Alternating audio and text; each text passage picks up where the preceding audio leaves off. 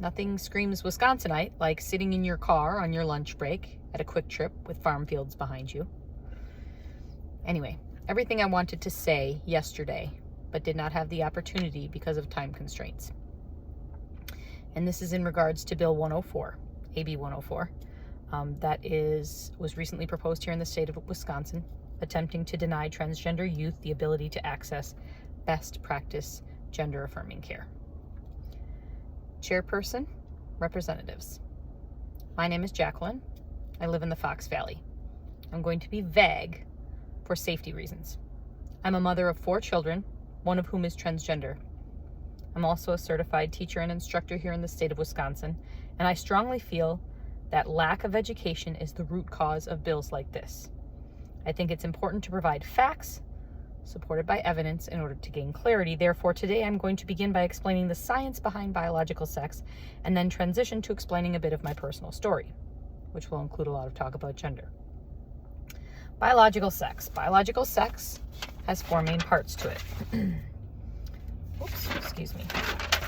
Chromosomes, genes, hormones, and cells. For each category, I'm first going to explain the typical, and then I will explain the atypical, starting with chromosomes. Chromosomes, typically, females have XX chromosomes and males have XY chromosomes. But we humans are part of an animal kingdom, and everyone knows that nature continually provides diversity and variety in all species. As we know, no 2 people are the same, therefore, a variety of chromosome combinations exist as well.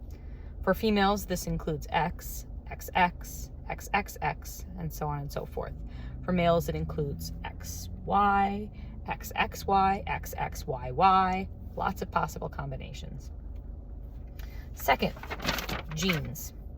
There's a specific gene that is highly important in the development of biological sex. It's called the SRY gene, and it's the gene that turns on the ability for one to essentially grow a penis. During embryonic development, this gene turns on male-associated genes. It is usually attached to the Y chromosome. However, that's the typical. The atypical is that sometimes it will pop off of the Y chromosome and attach itself to the X chromosome. And in an instance where a person has XY chromosomes, that could cause them to be still chromosomally male because it's XY, but they would genetically be female and they would physically present as female. Likewise, the opposite can happen. Somebody can have XX chromosomes, which is chromosomally female. But if for some reason that SRY gene attaches itself to one of the X chromosomes, they could present genetically as male and physically as male. Third, hormones. Typical female hormones are estrogen and progesterone. Typical male hormones are testosterone and dihydrotestosterone. Although everybody knows that we all have a mix of all of them. And in varying degrees, right? Atypical. Many people have bodies that either do not produce enough of any of these hormones, or all of them, or too much of one or some or all of them. So if you have an instance where somebody has not enough of either male or female hormones, they could end up essentially being non-binary. Or if they have too much of all of them, they could end up as what we call bigender. And of course, there's all kinds of variations in between. So somebody could have female chromosomes, XX, so they're chromosomally female, genetically be female because they don't have that SRY gene, but hormonally present as male because they have higher levels of testosterone and dihydrotestosterone. So they could have female body parts, but then, maybe notice that it's easier for them to grow a beard or a mustache or have a predominant Adam's apple or a lower voice, more predominant muscular structure, a higher libido, etc., etc. Vice versa can happen as well, right? Somebody could be chromosomally presenting as male, XY, right? Have that SRY gene attached to the Y chromosome. So they're genetically male, they're chromosomally male. However, they hormonally present as female because they have higher levels of estrogen and progesterone, which means their body parts might be male. However, maybe they find it easier to have increased breast development, fat deposits in certain locations, etc., etc. Lastly, cells. Typical cells have receptors that hear or kind of like absorb the sex hormones. And if all the other things are in alignment and your cells are working, Everything matches up, whether it's female or male. However, sometimes cells' receptors don't work. So that means even if you are chromosomally, genetically, and hormonally either male or female, and your cell receptors are not working properly, your body will not absorb essentially those hormones, and you will physically present as the opposite sex. So the individual who did a lot of this research and then posted it asked her members of her classroom, when is the last time you checked what chromosomes you have? Do you know the genes of those you call family and friends? What are the hormones of the people you work with? What is the state of your neighbor's cells? As you can imagine, there are numerous combinations of all of these factors: chromosomes, genes, hormones, and cells. Like one might work and this one might not. You could be female here and male here and female here and male here. And they create physical characteristics of a person. Now, what is between a person's legs has little to do with how a person presents or even how they feel about themselves. So for clarification purposes, what happens up here in our brain, right? That usually is what we consider to be gender, how your brain tells you to present as, what you're thinking, that type of stuff. What happens here in your heart, what you're feeling, usually we refer to that as, oh, come on, Jacqueline. You've done this a million times. You know this. Sexuality. So that's who you prefer to essentially sleep with, right? Who you are attracted to. And whatever happens down below, that's considered biological sex. And they don't always align, and that's normal when they don't always align. Totally normal. Variations are normal. Side note, in utero, when a blastocyst or an embryo or whatever is developing, the time at which their biological sex, what happens between their legs, develops, and when the hormones wash the brain, those are two totally different times during embryonic development. So things aren't necessarily always going to match up, per se. All right, on to the personal version of things. I was not privy to a lot of this information I just shared with you 10 years ago. In fact, prior to my child's transition, I knew nothing much about gender, other than what my 1900s, as the teens would say, middle school sex ed class armed me with, which was incredibly basic. My child began displaying tendencies at the age of 3, but I did not take them seriously until they became glaringly apparent at the age of 6. And when I say tendencies, they were numerous. That year, I took them to their yearly pediatrician appointment. I explained the situation, and I was referred to a specialist. When the specialist diagnosed my child as transgender using the DSM-5 chart after one appointment, she had checked every box but one. My ex-husband, a former Marine, yes, as a former military spouse, I have lived that hell as well, wanted a second opinion. No problem. We also got a third opinion. Between multiple children's hospital visits, which I attended using my limited vacation days as a single parent, we were essentially told to simply let the child grow and develop and see what happens, which is what I did.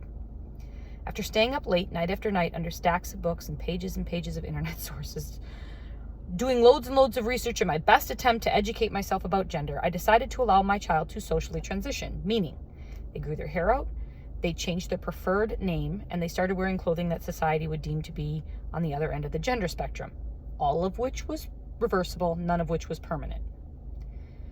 My ex-husband, however, was in opposition, and since he had 50-50 legal custody and placement at that time, you can imagine how difficult it was for our child. Being allowed to express themselves at one house and not at the other had the possibility of causing our child to develop multiple personality disorder, or so the counselor was warning us about. Needless to say, we ended up in court multiple times throughout the years. In fact, not knowing how I was going to pay for my lawyer fees as a single parent, out of sheer desire to solve problems by thinking outside of the box, I usually use love to kill people with kindness, I took out my bucket list one night, which guides all of my major life decisions, and I found a line that stated foster/adopt/surrogate. And I thought, I could probably make enough money to pay for a lawyer doing that. So within a few months, I was en route to becoming a surrogate, which came with its own unique set of challenges on top of my typical 40-hour work week. And 7.5 years ago, I gave life to a baby that was once only a frozen zygote. She's beautiful. She's amazing. And her family gave life to my child. Few side notes. During the surrogacy process, I was able to use several of the medications that are used in gender-affirming care, so I had firsthand knowledge of what that felt like. The surrogacy process also allowed my child to have a firsthand of experience of seeing in front of her the fact that there are other ways to have children. Fostering children, adopting children, surrogates. These are all options when you get older. So when she was 10, 11, 12, and we had to have the conversation of like, if we do decide to put you on meds, you won't be able to have your own babies probably, right? Which is a hard conversation to have with a 10-year-old. But it was easier for her to see that there are possibilities, other possibilities that exist. There are tons of kids who need homes. So my child was, and probably forever will be, unwavering in their knowledge of who they are. And I know not all kids are necessarily like that, but regardless, they need to be given the time and safe spaces to figure that out. And their parents and their physicians and endocrinologists and counselors and psychologists, the people closest to them, should be the ones making those decisions with and for them, not lawmakers. When my child reached what we call Tanner stage 2, the last stage before the full onset of puberty, we had to make the decision as to if we were going to allow them to physically, medically transition or not. It was a major decision, knowing that some of the side effects are not reversible. But unlike most other parents of trans kids, we had years to make the decision, not months. I decided to allow it. My ex-husband was in opposition, so more court hearings ensued. My child is now 16 years old and has physically, medically transitioned. I fought real-life monsters. I've stood toe-to-toe with demons. And after over 10 years of painstaking work, you are proposing to take away my child's life-saving medication. Life-saving. I'm assuming you already know the statistics and suicide rates of what happens to people who are not allowed to transition. And I would think that those numbers would be similar to those who are allowed to transition, but then have their rights taken away from them. According to the UCLA School of Law Williams Institute, there's about 1.6 million adults, or 0.6% of the U.S. population, that presents as transgender. Statistically speaking, when they are under psychological distress, they are 7 times more likely to contemplate suicide, 8 times more likely to hurt themselves, and 4 times more likely to take their own lives.